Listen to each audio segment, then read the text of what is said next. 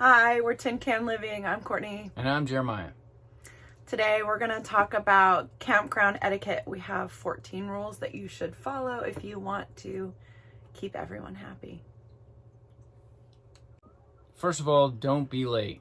Showing up to the campground late can cause a backup at the campground, and it gives you less time to set up before night hits. This video. Campgrounds generally have a time range of when you should show up. If you have any questions, you can always call the campground, but generally everything's on the campsite. The reason you don't want to show up too late is because they have quiet time and you don't want to be shining lights into other people's campsites when they're sleeping, and you don't want to be making a ton of noise while you're doing your hookups. Rule number 2 is clean up after yourself. Nobody wants to be cleaning up your trash when you pack up and leave, and it's not up to the campground to pick up your trash.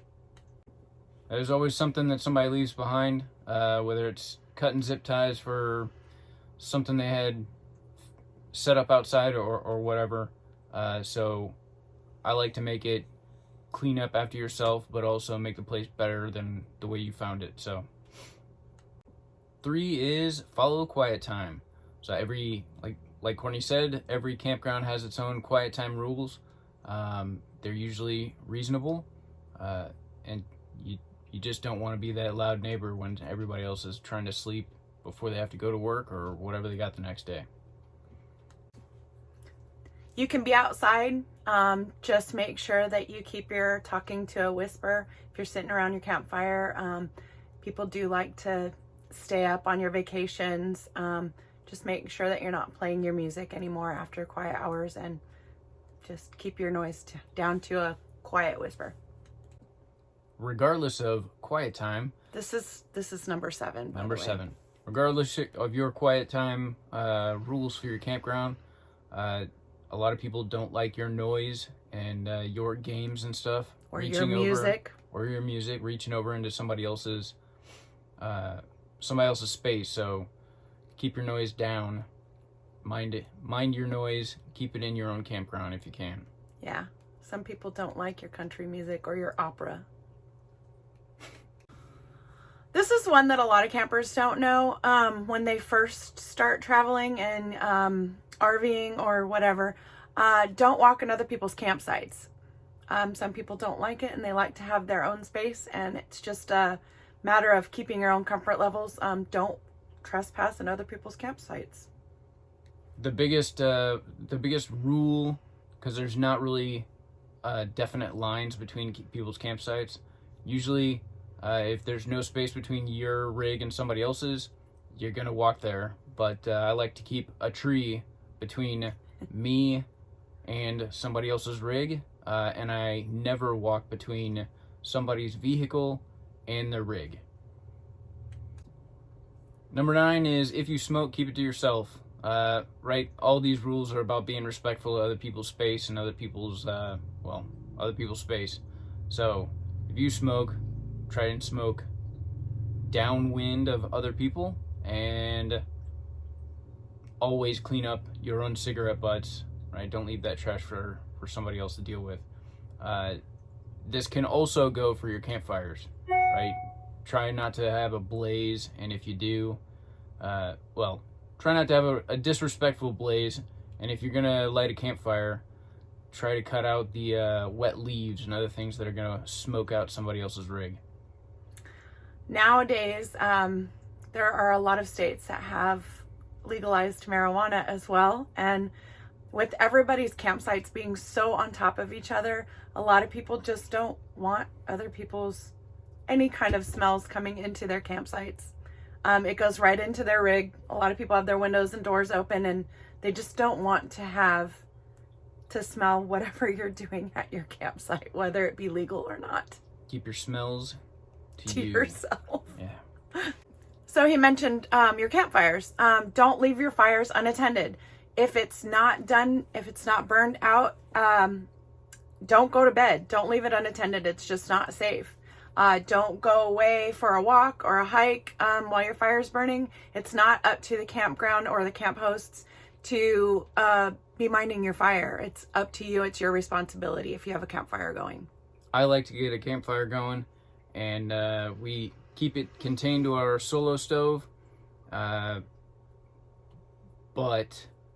if I'm going to keep my campfire going and everybody else that wants to, you got to be respectful of the local and state rules too. A lot of times they have burn bans, and that's to protect everybody and to keep the area safe. So you'll also want to use local wood, and they'll let you know when you check in at your campsite as well.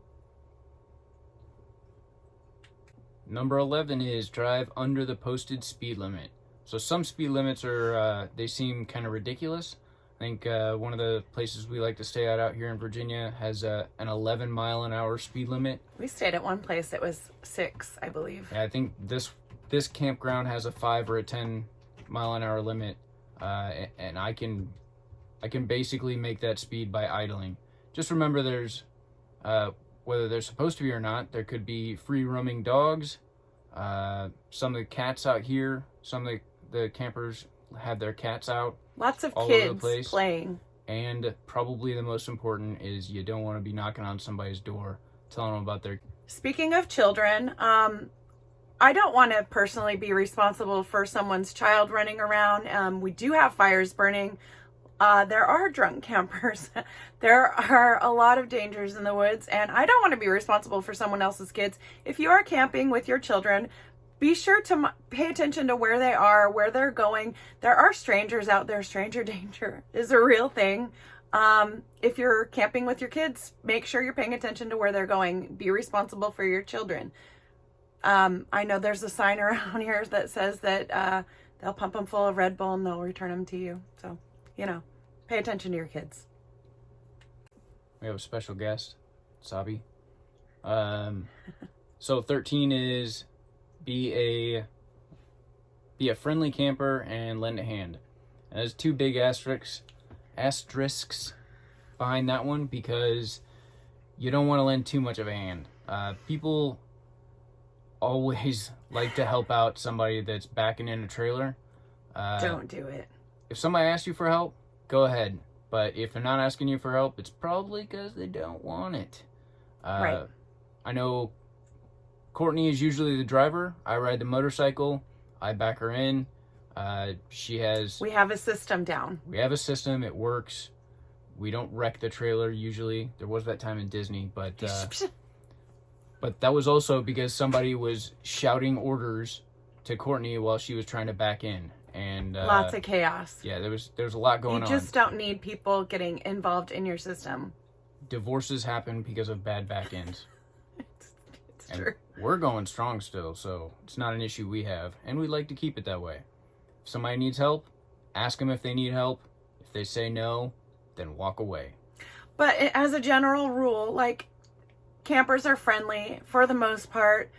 If you need a ladder, if you need a cup of sugar, that kind of thing, be a friendly camper. Just be nice. Keep the campgrounds friendly.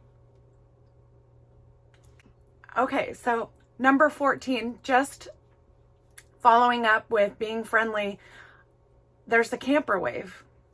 I don't know how many campgrounds you've been to or RV parks you've been to, but it's become quite a bit less friendly over the past year. I don't know what has happened, but people used to wave.